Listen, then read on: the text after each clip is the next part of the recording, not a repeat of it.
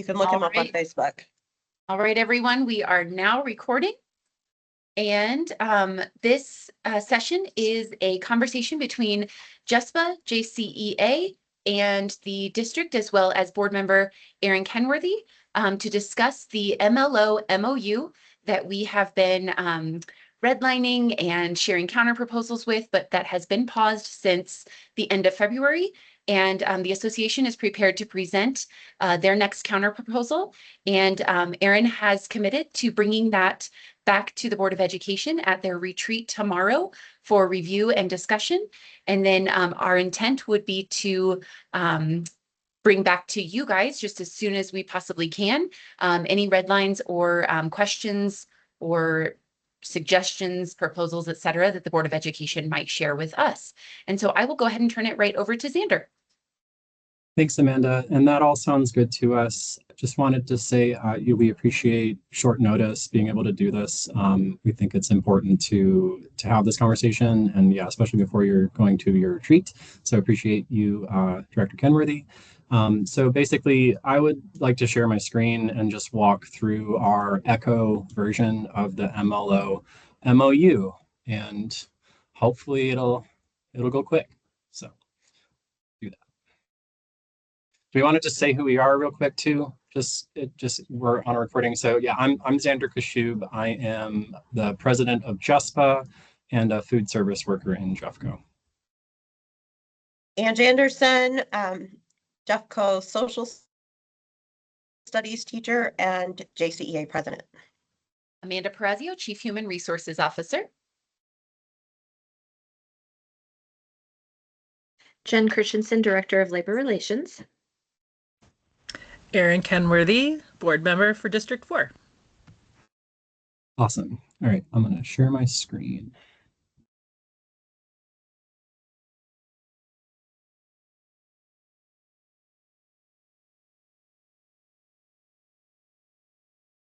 Okay, so this has been passed a few times. This document is getting real messy, so I just wanted to name that. I highlighted all of our proposed changes and counter today with bright yellow.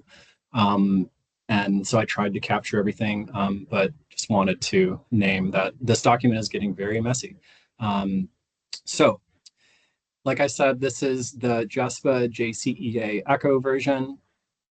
And the first proposed change we have is in the first section, purpose.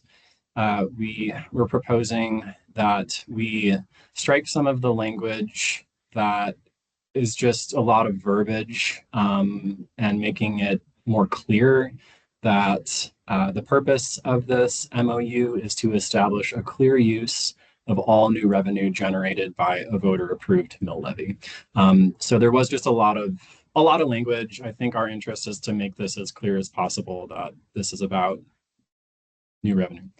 And then the next two sections are essentially proposals that we have brought already that existed further down in the document that we uplifted to the beginning for clarity and to, again, just be very clear about our interest and our priorities of these two topics. But a lot of this is very similar to what we had brought before, but I will read it anyway. So use of mill levy override revenue. The district will allocate no less than the same percentage of the district's total MLO revenue to compensation, wages, salaries, and employer paid benefits. As the Jefferson County School District, blah, blah, blah, Jeffco Public Schools expends annually on salaries and benefits as a percentage of total expenditures in its most recent audited financial year from the general fund. Uses of this percentage of revenue may include base wage increases for educators and education support professionals that allow us to become competitive with surrounding metro districts, keep pace with CPI and benefits increases, retain educators, and reduce staff turnover. Mill levy override funds shall supplant existing general fund expenditures and shall not replace or supplant funding that would otherwise be sorry, I think I read that wrong. Mill levy override funds shall supplement existing general fund expenditures and shall not replace or supplant funding that would otherwise be allocated for salaries, benefits, student safety, mental health supports, or career training. Restriction on central administrator growth. Mill levy override funds shall not be used for central office administrator salary increases or the creation of new central office administrator positions. Central office administrators means any employee whose primary assignment is at the district's central office and who holds an administrative, executive, or managerial position, including but not limited to directors, executive directors, chiefs, assistant superintendents, and superintendents. Staffing growth shall prioritize school-based and departmental roles that directly serve students. The next section is on, I believe, the planning and kind of this is where the language that we've had for the partnership for fiscal sustainability, and knowing that work has already been ongoing, I guess it is ongoing, it's still ongoing. We just wanted to add a small section, small piece that says or successor committees. Because we know that there are other committees that are being formed or will be formed because of these funds, and so just wanting to name that this could also apply to committees that will be created that might just not haven't been yet. The next section is the section on support for passing the mill levy override. We have struck that language again. We've been kind of back and forth with this language, and it's I think we've stated our interest on this one and kind of what our limitations are on this, but open to hearing and having a conversation about it next time we get together. The next section is about the priority areas of the revenue. This was another section that we believed got very wordy, and it kind of really just took away from the intent, and we wanted to clean it up and just be less jargony. And so we struck a lot, and it just simply reads now, the parties agree that the financial priorities for recurring MLO revenue include but are not limited to, and then the same list that we've had, but we did strike school-based staff and named teachers and ESPs there to call that out. And then the next section is about negotiations over new revenue. I believe that JCEA had agreed to some similar language in their negotiations that ended last week or week before. And when we last talked on a call, I think I brought up the interest that JESPA has over using or potentially like being creative about this, but potentially using some of the money generated by a mill to potentially work on restructuring wage and salary schedules, knowing that the upfront costs of those things can be high.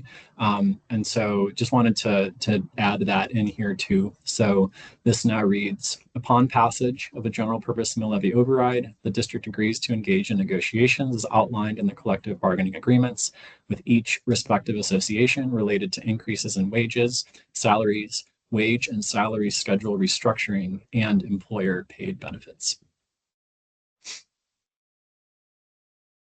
And then I don't think we changed much about the transparency and accountability section. I think a lot of that is good.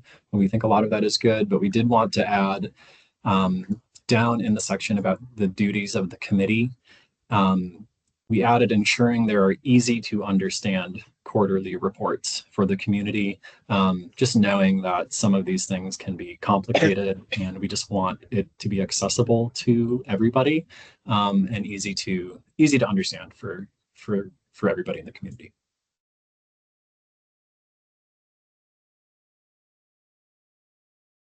And then The last big change, other than changing Brooke to Ange, is in the section on existing rights of the parties.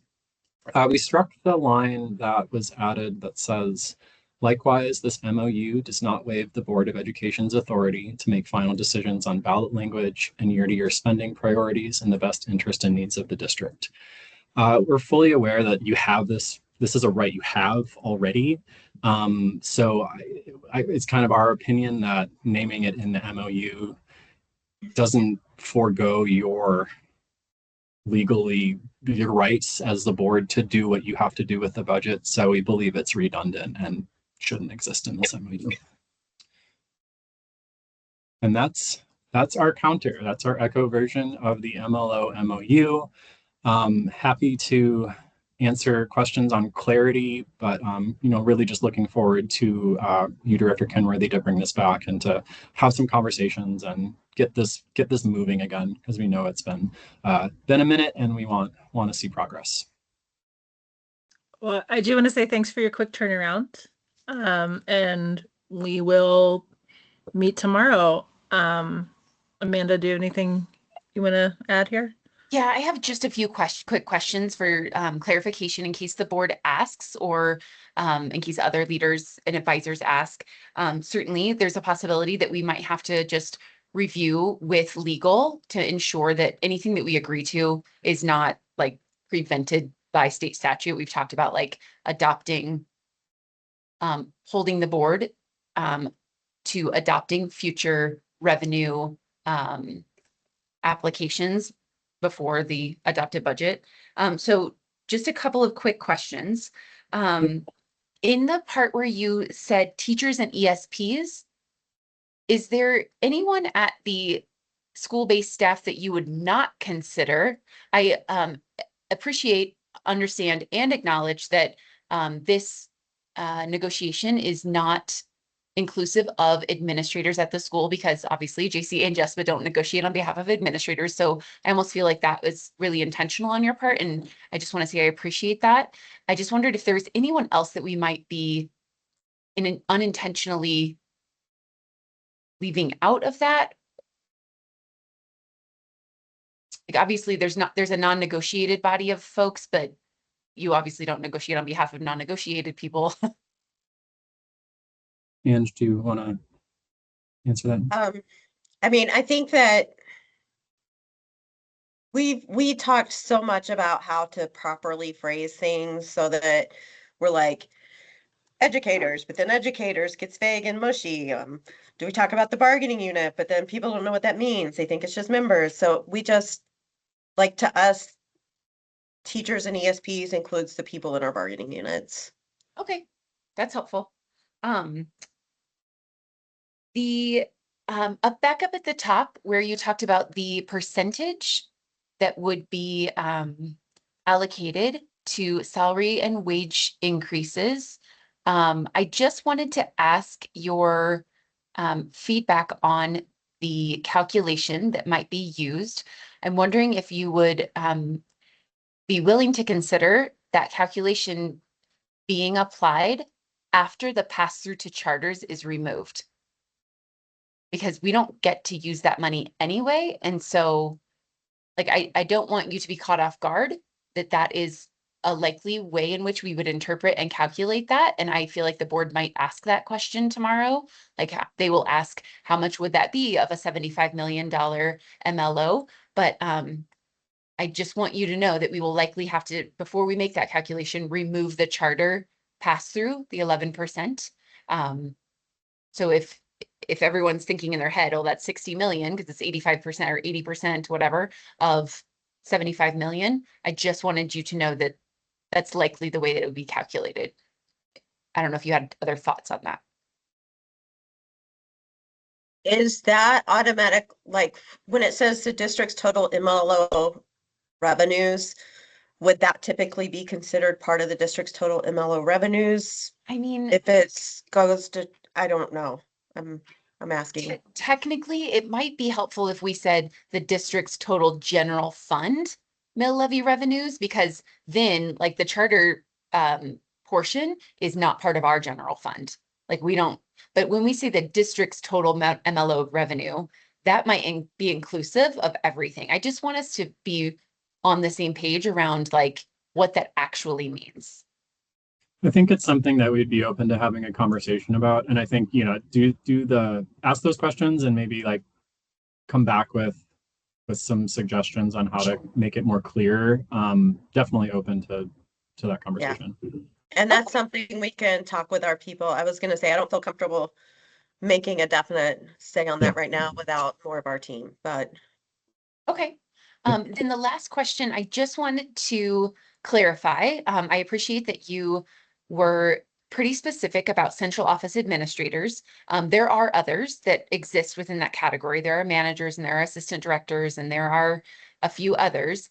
I just want to make sure that that does not necessarily include central office staff who are non-administrators, who are either TOSAs or they are ESPs who work in the central building. It's solely your focus is on central administrators, not just central office staff.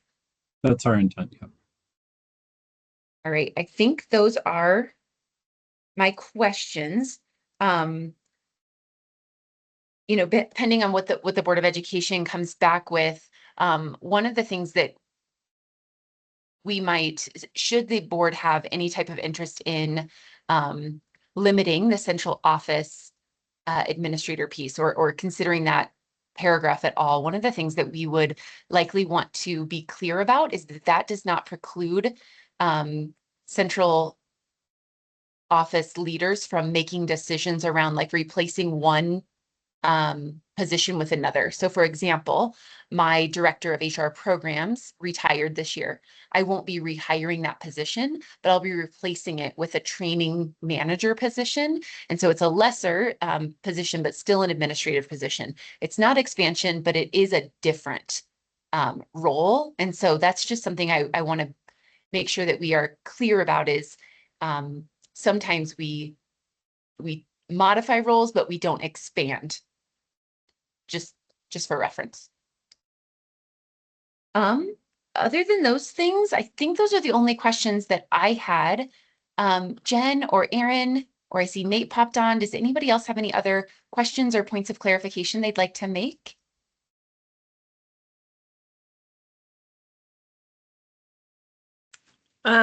My one question is, I looked in my email. Are you going to email us the Echo version? Okay, great. Yeah, I'll do Thank you. that right when I get off the call. Yep. Great. All right. So that was the only other thing I was looking for. Yep. All right. So we will, Aaron will bring this to the Board of Ed tomorrow during their retreat. And we will, I'll be present should they have any questions or want to relay to me how to bring this back to you. And if any questions come up during that meeting, we will be sure to reach out to you right away before making any assumptions and redlining to bring it back to you. That sounds good. Thank you. All right. Well, thank you, everyone. I hope you have a lovely afternoon. And again, thanks for being flexible and getting the turnaround and the meetings going so quickly. We appreciate you. Yeah, no worries. Thank Have a you. good rest of your day too. Thanks, everyone. Bye.